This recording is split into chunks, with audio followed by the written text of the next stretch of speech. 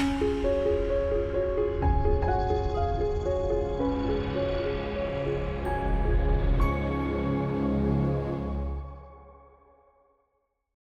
name is Lars Gregori. I'm working at SAP Hybris. It's part of SAP in 3 years. Hybris is building e-commerce platform, a big one, and there's also some microservice platform.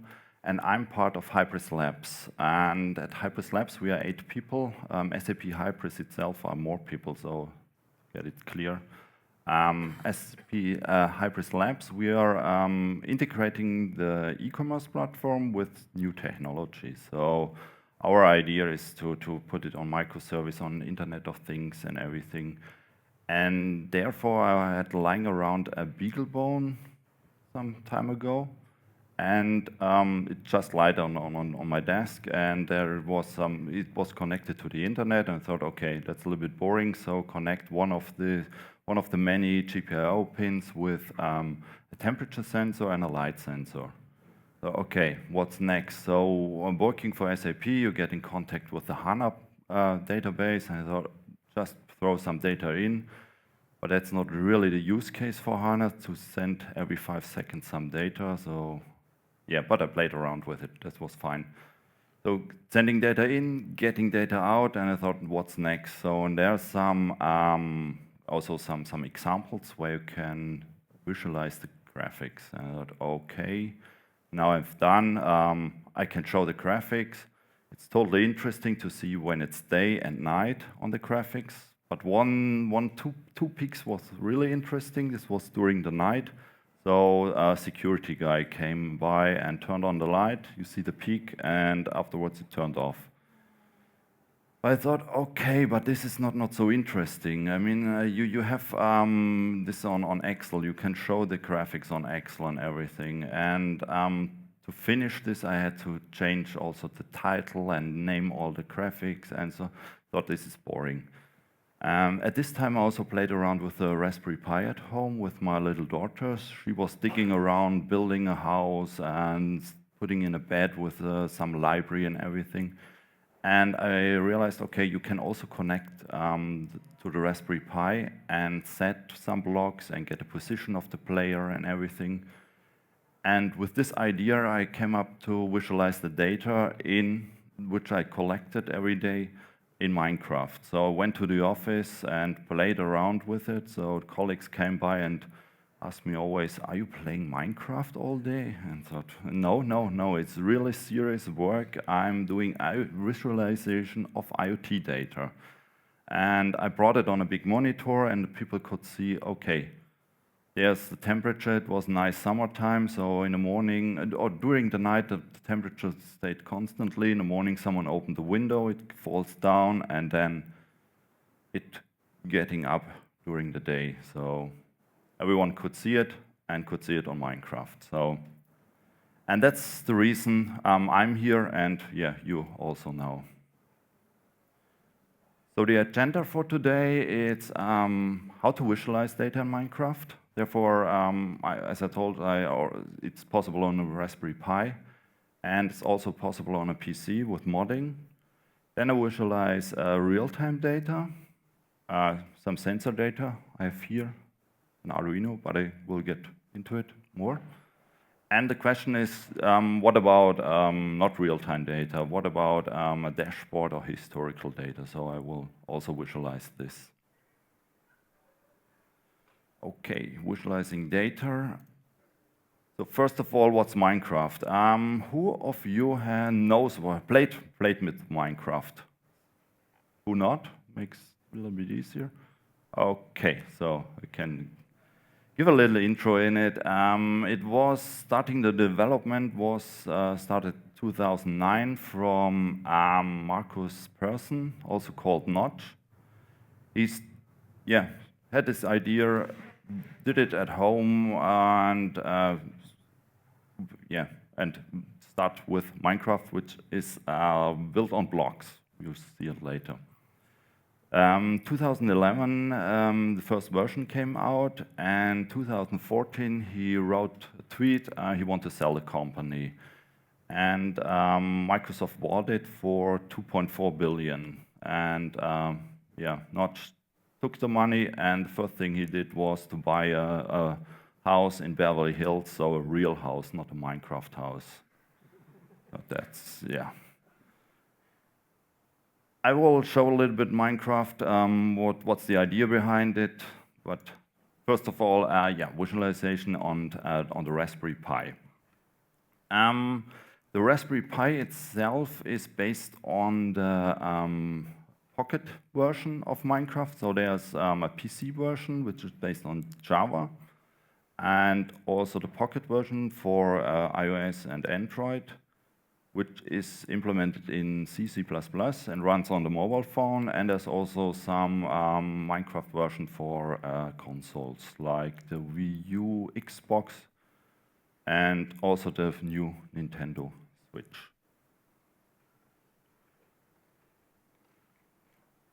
On the Raspberry Pi, it opens up, it has a server on the Raspberry Pi where you can connect with a socket connection. So when my little daughter was playing around with it, I just open up a telnet session, get connected to the port on the Raspberry Pi, and then you can send a command like get a player position. So I told her, oh yeah, could you move on this place? I need a coordinate for it, and then she moved away, and during this I just set some blocks, and then I said, oh yeah, could you go back? And oh yeah, the blocks have been set. So with set blocks you have the X, Y, Z coordinate and also just the type of block, and there are different types like dirt, glass, air, stone, everything like this. And with this idea I thought, okay, it's a little bit not so easy to do it always in telnet and tipped on the commands. So there I looked around, and there's for every programming language there's some library available for it.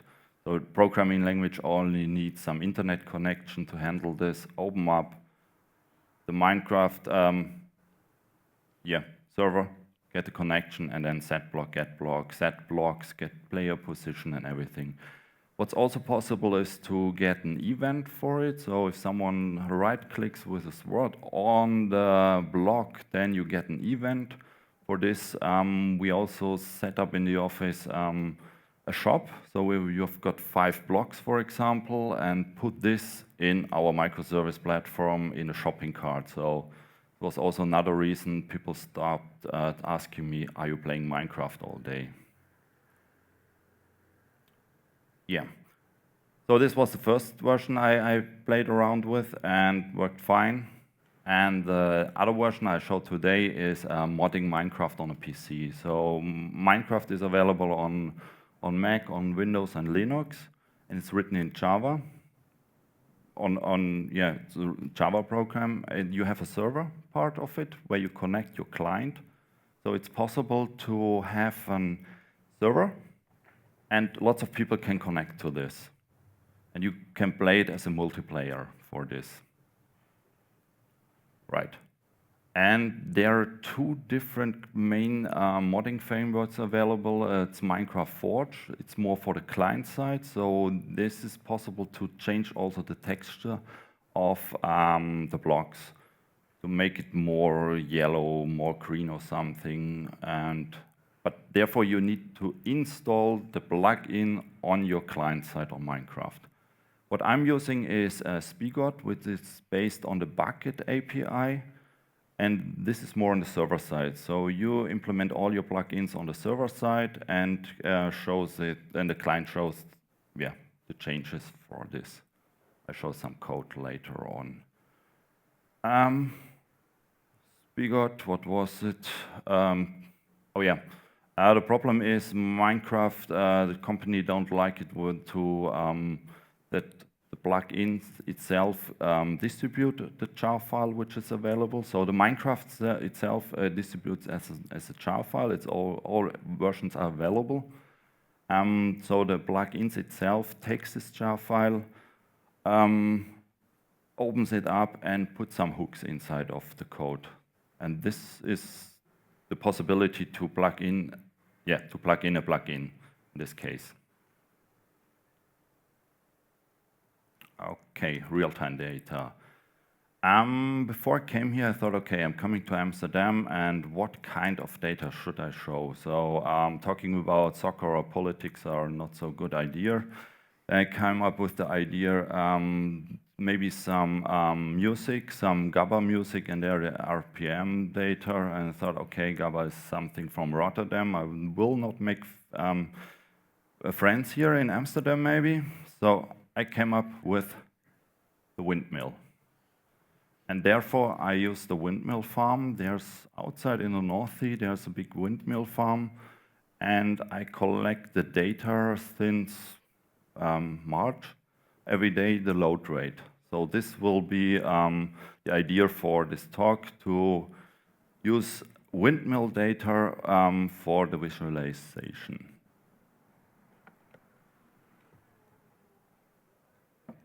Okay, let's switch to Minecraft.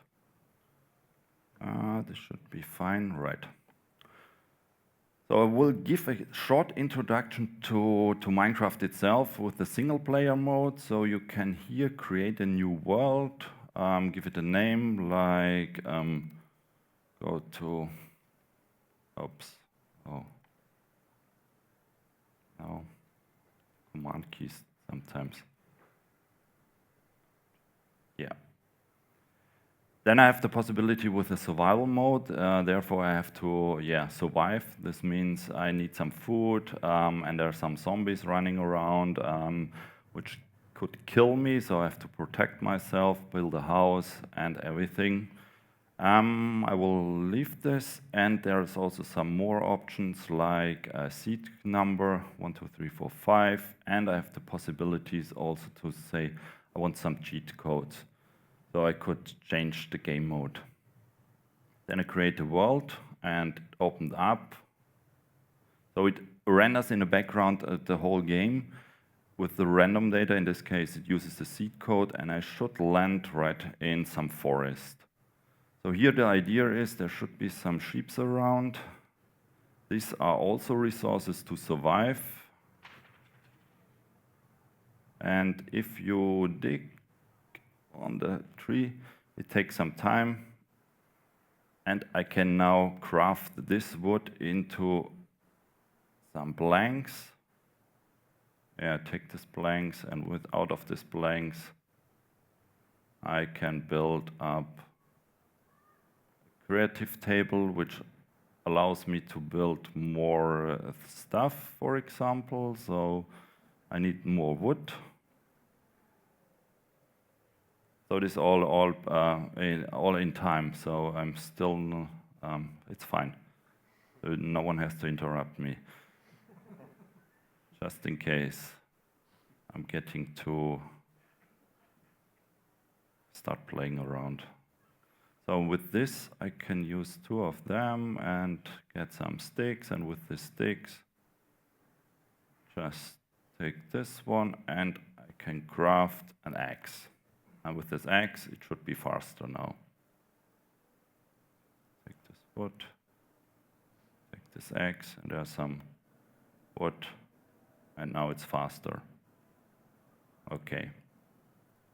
I can also change into the creative game mode. In this case, no monster, zombie, skeleton, creeper. Yeah, right, a creeper kill me. And I can fly around. So in the creative mode, it's more like I also have all items available. And there's the idea to build up big cities or something, big scenes, people getting together and build nice cities, houses, ships, everything which is possible. I will show later on one of this. Yeah, so this is the normal single-player mode. I can play it alone at home. No one disturbs me, only my wife sometimes, and then it's fine. With the multiplayer mode, you connect to a server. So, and that's the way the plugin, so the modding framework works. So this is it's the plugin. There's already some plugins available. I put here in the directory.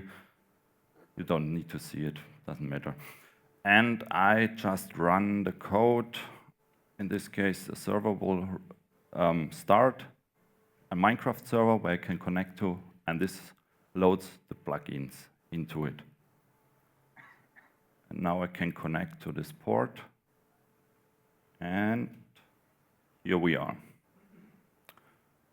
So yeah, it's just a normal world, but there's something hidden behind the mountains. So my idea here is, first of all, to show real-time data, and therefore I have an Arduino. It's like a little microcontroller and has connected like a dimmer for the light, and light sensor is here, a button, this one, and this one is the temperature sensor. So the idea is to visualize some light data. Okay, this makes it complicated.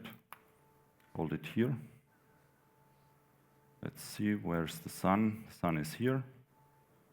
Should now work. When I turn on the dimmer, I can, oops. So this is 0, the value. And during the day, the sun goes up. And when I turn around, we will have a nice sunset. Where's the sun? Hello, sun. Oh, yeah. Oh. Now we have a sunset. You can also turn it totally dark. Then we have some moon here. But I like the sunset. Oh, hello? Okay. Make it a little bit light. So this was first demo, and the code for this, it's hopefully, can everyone read this? Yes, in the back? Yes, cool. So this is the code for it. The Arduino is connected via USB cable directly with my computer. So this is not really Internet of Things data. I need internet for this, but with the internet it's sometimes a little bit difficult. And I think it doesn't matter, it makes a big difference if I would put this in my office. The problem would be that at this time no one will really at the office, maybe. But how to change the data? So I thought I would bring the data by myself without internet. So this one is the Arduino, which connects to the to the USB cable, and here I get a pin. So at analog pin 0, this is this one. I can read the value. When I change this, for example, to 1, which is the light sensor. Oh, wait. I have to run it in debug mode.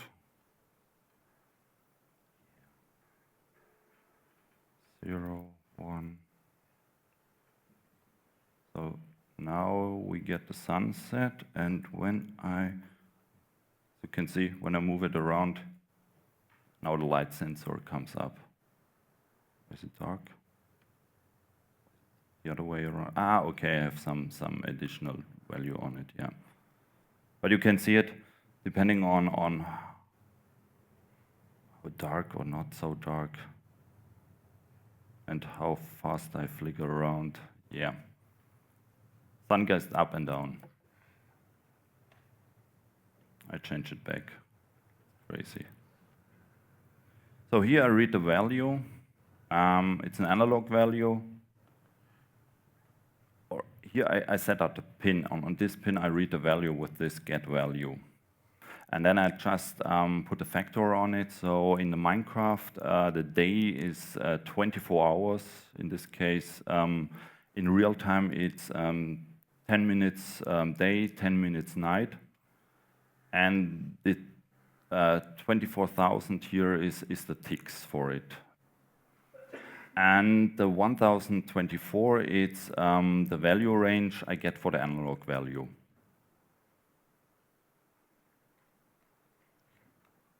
So when I move the potty to the other side, the dimmer to the other side when it's 0, then I get the 0 as a value, and otherwise 1024 or 24,000 in this case. So I use this light value with the factor and add 22,000 to it, because the day starts at 1000, so I don't really get night and day really connected, so I add some value here. And at this point, I take all the worlds and set the time for it. So there's one world running at the moment, and I set the time value, which is calculated by the light value, and therefore I can turn on the light and turn it off, so day and night. So this is one thing. The next thing would be the temperature value. So this is connected with the analog 3. Here's the temperature value on it. Same thing, I get the pin. It's an analog pin, I get the value. So simple data. And herefore I do some calculation with the minimum value. So depending on the room temperature here, which I don't know when I'm sitting at home and start to program this, I just take the actual value as a minimum value, and when I put the finger on it, and I don't have cold finger at the moment, it's also good, the value should go up. And therefore I'm using a volcano. So let's go back. Oh, it's still night here. Make some day, nicer. Okay, hello? Rerun it, yeah. Maybe recompile it. I don't know, something like this. Okay, demo. Disconnected, stop the server. Maybe, no, doesn't have to restart it. Okay, logging in.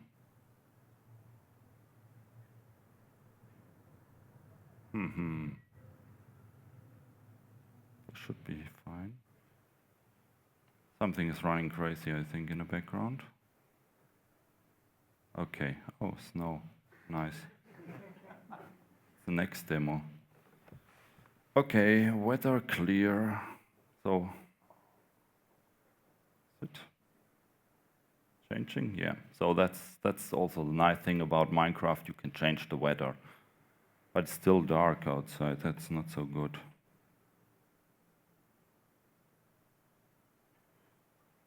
Why? No, I need you. There's some errors. Oh shit, all the other code.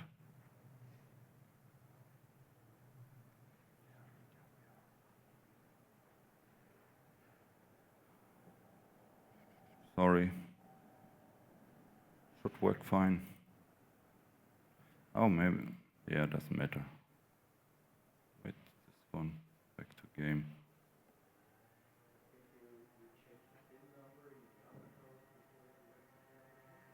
Maybe. I just try something. Time set. Here we are. Now we have to figure out if the volcano is working. So I dig some holes, say volcano. No.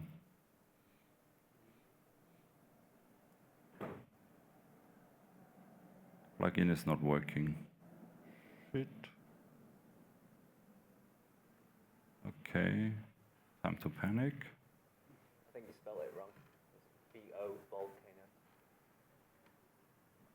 Maybe I have a typo. I knew I should. Oh, I'm falling on the hole. It's also a good idea.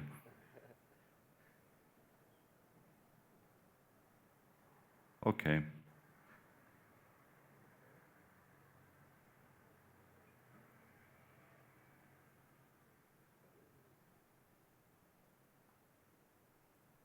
can. The VO, not VU.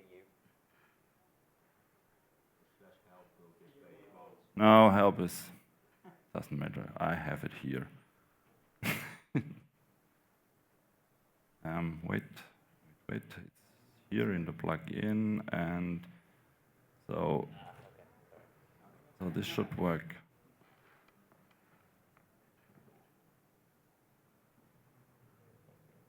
No, it's working, yeah. There's something changed. So, okay, now I have enough warm hands. Oh, maybe I should go away. Is it working? Come on. Something happened.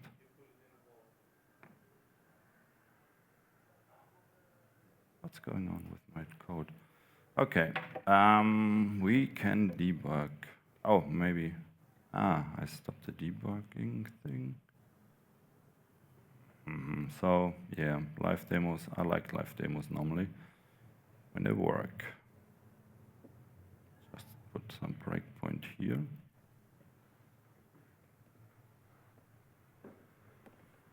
Piano here. And I don't get a value. This always happened. Okay, I restarted once again. What time? It should be. Disconnect. Stop. Start.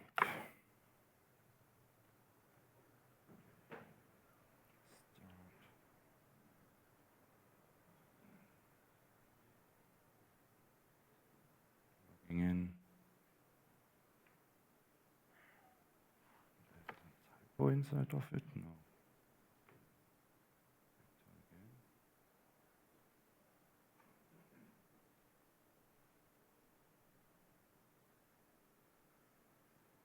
No, it's a correct sensor. Oh yeah, now it's working, great. So depending on the temperature, the volcano will display this as yeah, the higher the temperature, the bigger the lava which comes out. And now it's flowing down. So here this is the code for it. It's yeah, just to show it on the lava high level, so I get the value divided by 4, otherwise it will be too big. Get the position of the block, which I'm setting with the volcano command, the XYZ position, and depending on the high value, I just fill it up with lava. In this case here, you can see the material is lava, also the height, and the rest of the, up of the height value, I use the height max value, which will fill up with air. So when it cools down, should be filled up with air, right? And now the lava is flowing down. Right, so this was one demo. Now I'm going down, and the snow, it's also controller. I can also control snow on this way, or rain, depending on the landscape where I am. So when I'm on a mountain with snow and press this button, it starts to snow.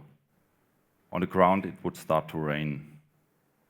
And here I want to visualize some value which is high, for example. So if you have this, for example, as a control monitor, and there's some problem around, I think you will look more into it when there's some snow flying around. Yeah. Instead of rain. Rain is a little bit boring and annoying sometimes, so. Right, so, yeah, let's go to Amsterdam. You can also be teleported. This is a simple thing. I get a user, I take the user position and just give it another position. So this one, maybe I should turn on some light. That makes it a little bit easier. Oh yeah, fine. Okay. So, yes, someone in this case, give credit to Dipsy777. He built up Amsterdam, and this is where the Anne Frank house is. It's at Prince. Okay. And yeah, he started to build Amsterdam here. An interesting part on this side is still some desert, and here are like some jungle. So yeah, should be looks a little bit different. But here I want to show, for example, also the possibility where here the door is open. I open the door and have some code here lying around which I commented out. This is this one. I turn it on because it uses some more power. No, doesn't like it. I'm running on debug mode? No, debugger doesn't start, okay. Ah, now it's coming here, nice. Okay, where we are, here we are, this one. Add something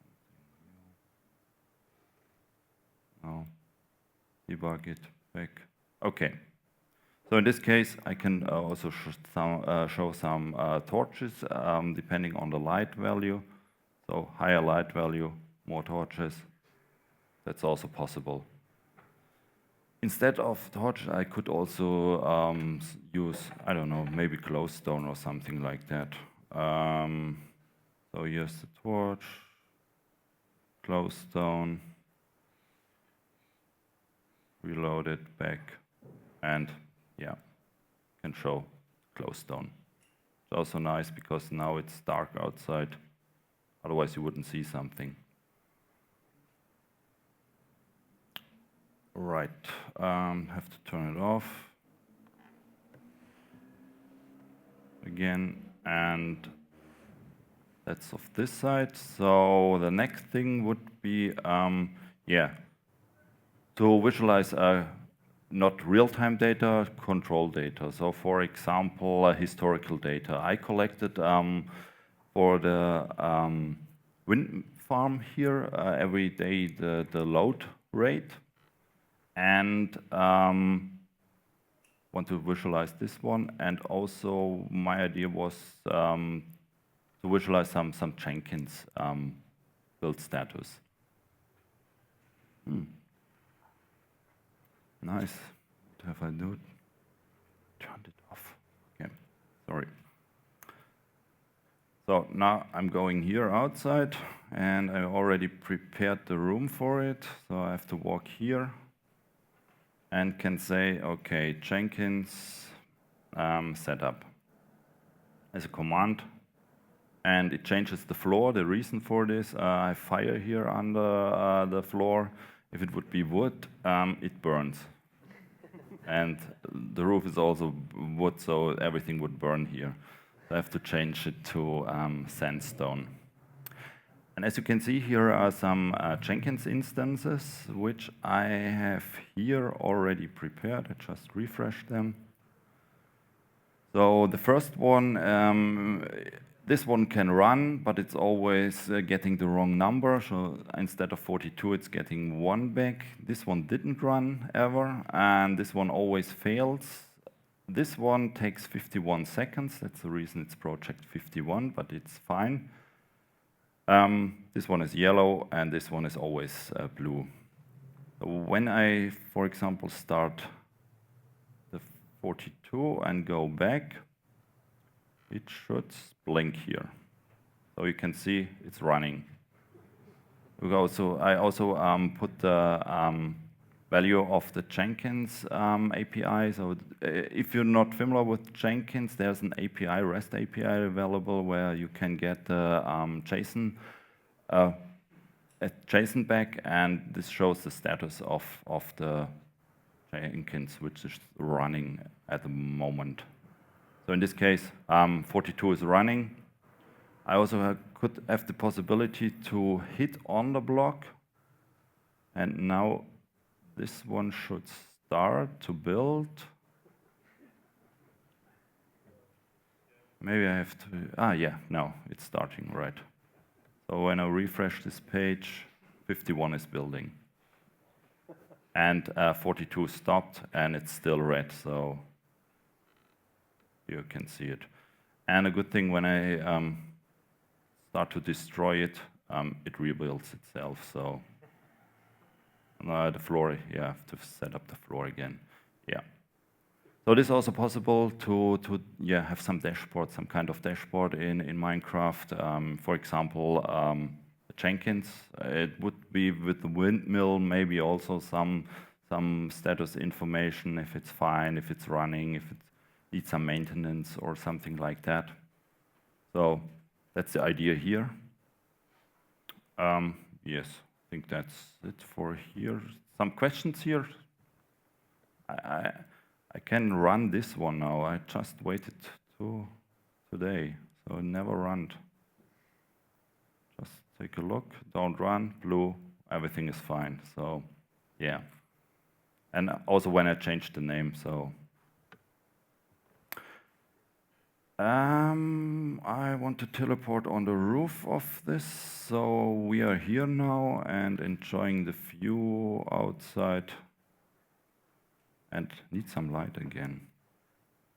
Where's the light? Where's the light? Oh, now it's raining again.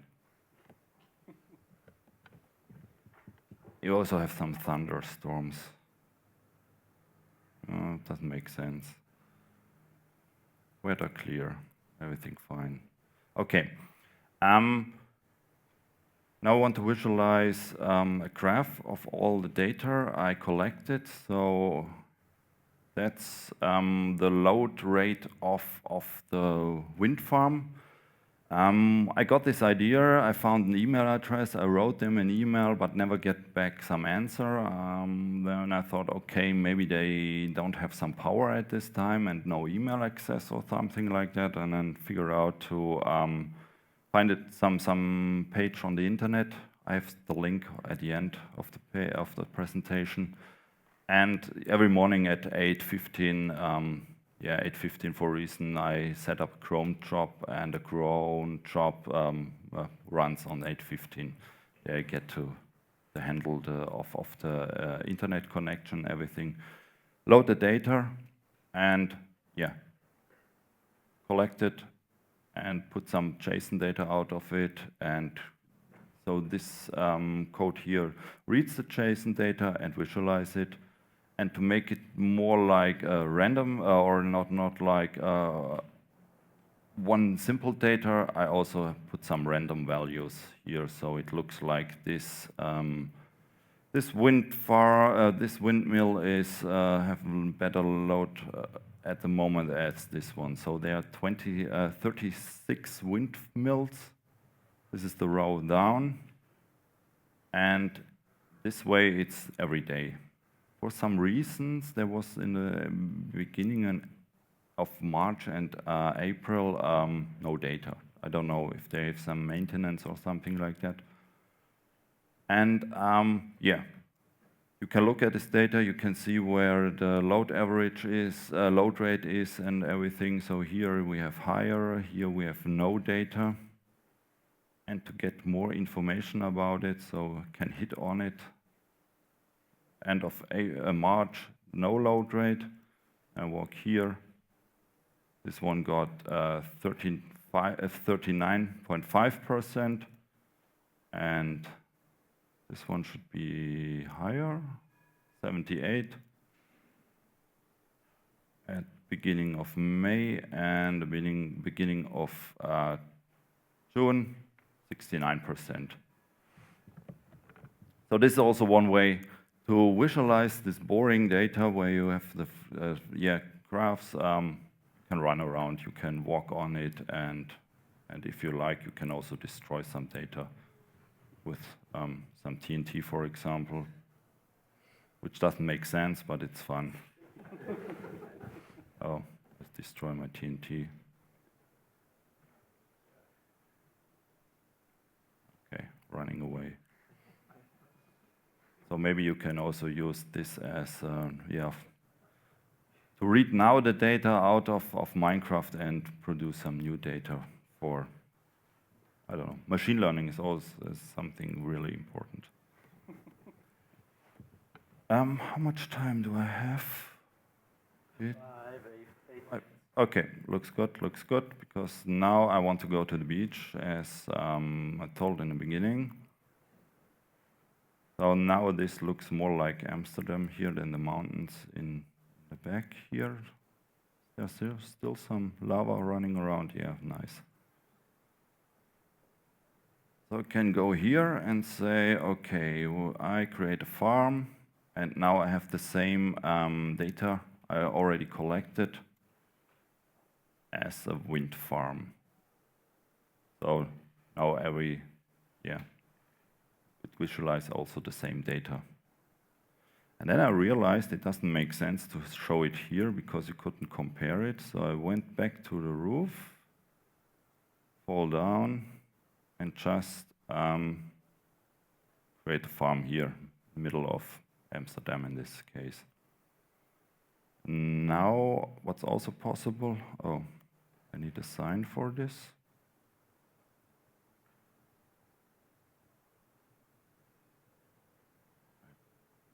Drop here a sign and connect it. Wind farm sign.